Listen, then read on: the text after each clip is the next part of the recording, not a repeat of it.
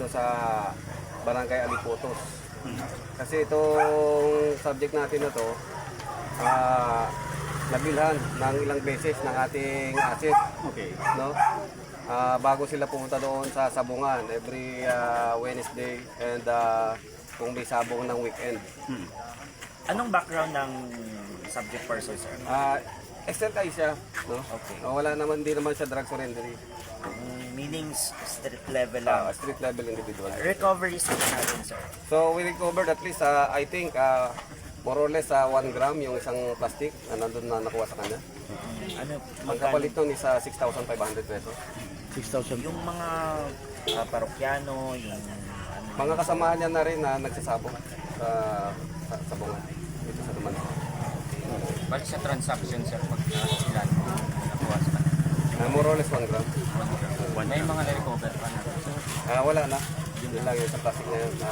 Medyo malaki yung kumpon nung nandun sa loob ng plastic. kanina po sa operation, meron po bang mga resistance dito sa subject person? Wala naman. May pag-amin, sir. May pag-amin. Siyempre, sino ba nga amin? Wala namang amin sa ganyan. Matagal na po yung pinag-manual po yung suspect. Oo. Yung Paropiano. Nung dumating ako, isa na siya sa target ng PNP.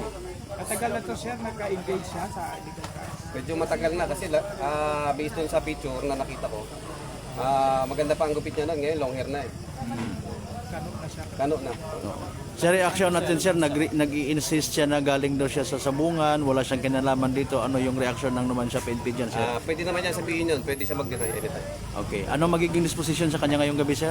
So, dadalhin natin siya sa police station and then dalhin natin siya sa Rojas City, sa forensic group doon sa Rojas. Oo. For his yung checking ng drug item na nakuha natin sa kanya and for himself also. Oo. Kung nag-positive ba siya o nag-negative siya.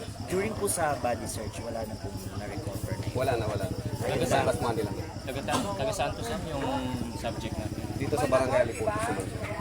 Sige, sir. Thank you so much, sir. Ito mismo bahay na po dito sir. So, mga kasimanuano sabi niya, si dito Police siya. Captain Condrado Espino Jr. naman siya, Municipal Police Station. Cristo. Ang sabi niya kanina, Cristo siya sa sabungan. Pamilyado. Halin pati mo na sir, kinasa